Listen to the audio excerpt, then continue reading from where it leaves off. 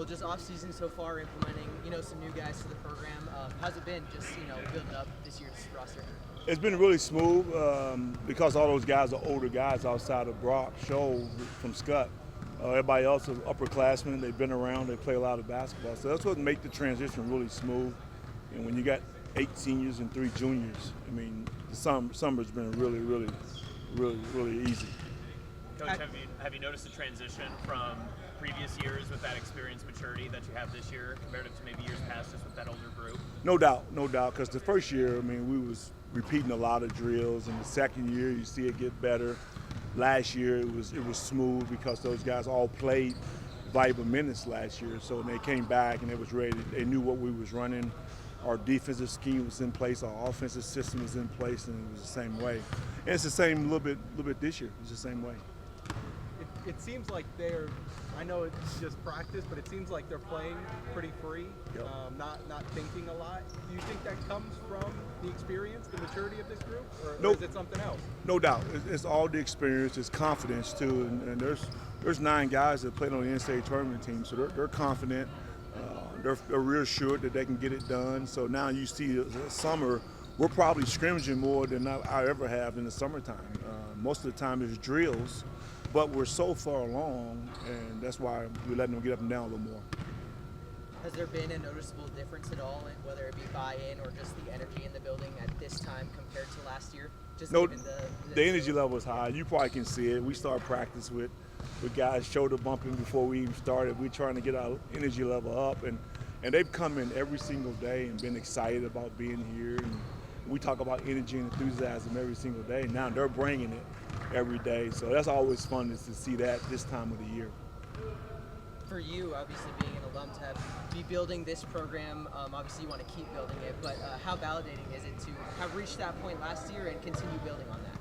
Oh, it's gratifying just to be able to see the transition that we made in a quick period of time.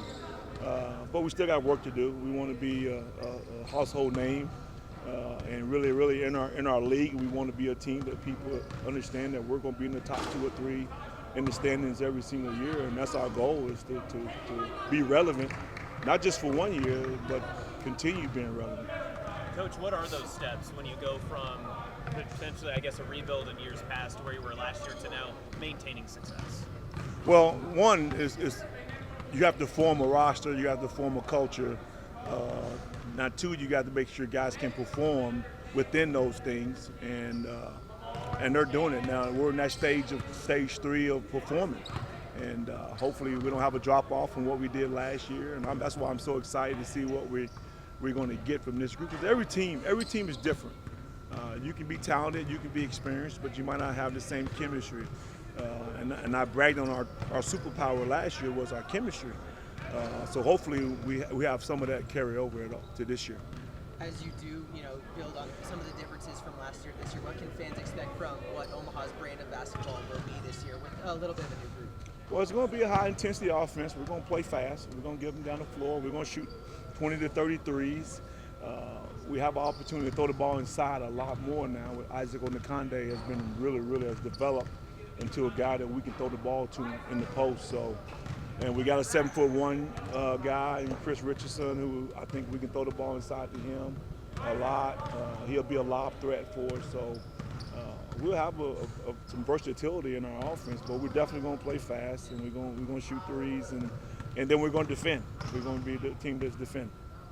How important was it for you guys to have Tony come back? He's been very vocal today, obviously. I mean, what's it been like to have him here and emerge in that leader position? He's our leader. He is our leader, and you can see it today. He starts practice. He finishes practice. He's the guy that's yelling and hooping and hollering around, but he's also making plays for us. He's our quarterback, and hopefully we're trying to get him ready to play a little point guard position, a little bit different than what he's played in the past. But even though he subbed in and played a little point for us last year, I think we're going to be able to play him at a lot of point this year. So I'm excited about his year. He's going to have a really good year.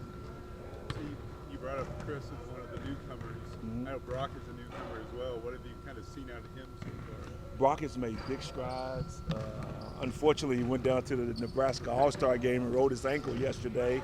And so he's been out now for the last 2 days now. So, but he's made some strides. In June, He started off a little slow, and you could tell in the last 2 weeks he's been really, really good for us. Kind of surprising for a freshman to make some of the plays that he's making. He's probably, if not our second, he's our first best athlete. Surprisingly, he jumps and runs like nobody else, and I'm surprised at that.